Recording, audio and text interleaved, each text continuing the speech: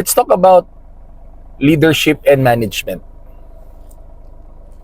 Okay, in leadership and management, in leading or managing an organization, naay duha ka skills nga importante nga ma-possess or ma-acquire sa usa ka leader or sa ka manager. Number one, analytical skill, and number two, decision-making skill. Nanong importante man ang analytical skill? Di magina malikayan nga sa usa ka organization naman gyud mga challenges nga mo arise. Kung sa lawas pa na ay mga sakit nga mogawas, mga balatian. So kung maayo ka og analytical skill, dali nimo ma-diagnose kung unsa gid ang problema. And when you diagnose the problem correctly, makahatag ka og right cure, eksakto nga tambal. Kay sa mga organization na magini mga problema, mga challenges, kay kung minus kag analytical skill, pag nay mga problema nga mogawa sa organization, mga challenges, magpataka ka raghatag og solusyon. Imbis nga nakaayo, samot nga nakadaot sa organization. So importante kabalo ka mo analyze. And usa sa tan-aw nimo ana, usa sa imong buhaton ana para maka-come up ka og saktong analysis. Number one, imong tan-aw ang data.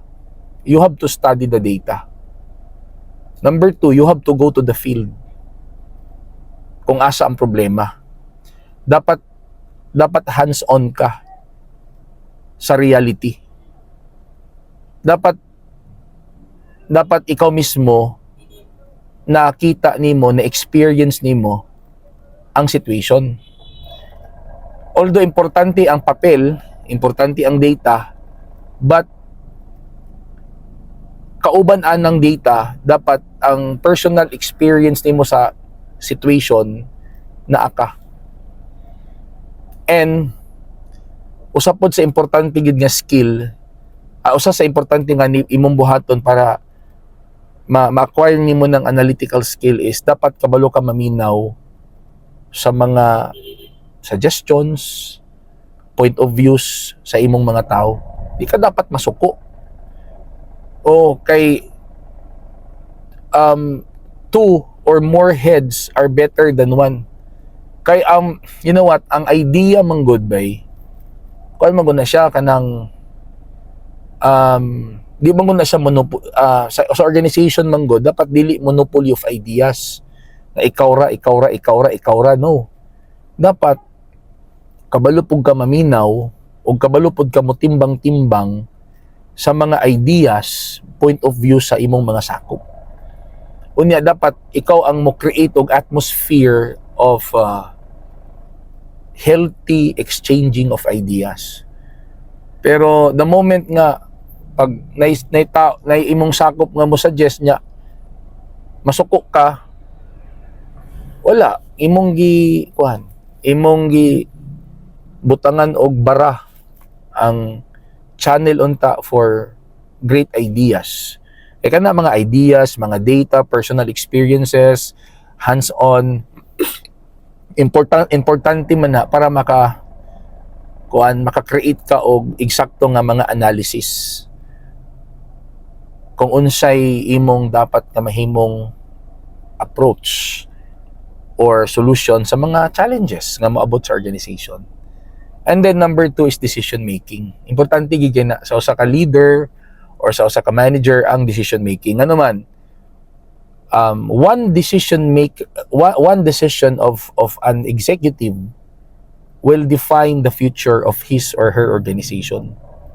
Dili na basta-basta nga kanang pataka lang kag decision diha. It will define the future of your organization.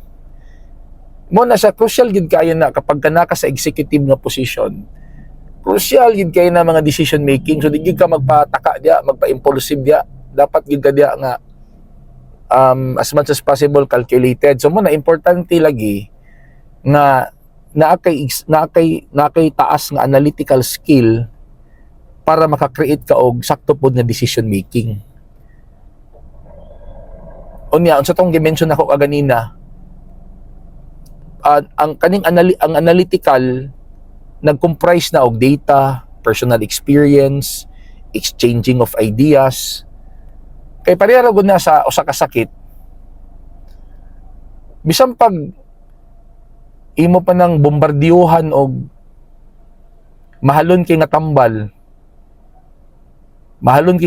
sa pneumonia, pero ang sakit ay diabetes, di ka na maulian. Kay diabetes mo lang iyang sakit, di man pneumonia, di ba? Yan na lang na ang pagdala sa usa ka organization. Kana lang, share lang na ako.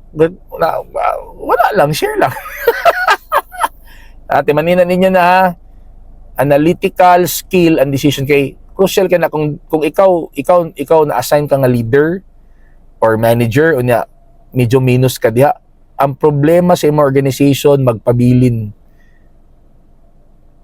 Mo nang ginaingon ni Albert Einstein nga ang insanity daw is doing the same things all over again expecting different results. Diba? So kung mura gina nga resulta ever since the world began, ayaw na pangitaglain nga strategy, ayaw ginag ibalik-balik nga solusyon kay same result naman gyud nimong makuha ana. And then kung ang sakit diabetes, pangitag tambal sa diabetes, ayaw pneumonia. Diba? Kay mosamot na inuna, pneumonia nga tambal imong gitambal, yang sakit na diabetes, di nadugangan na inon, nasamot na inon, nadaot na inon yung kidney. Yung nana gyapon ng organization. So importante gid kaayo ang kana, dili gid basta-basta ang leader o leader ka or manager ka sa organization, dili gid siya sayon na magpa-manager lang ka diya o magpa-leader lang ka para sa title. Daghang dapat i-consider.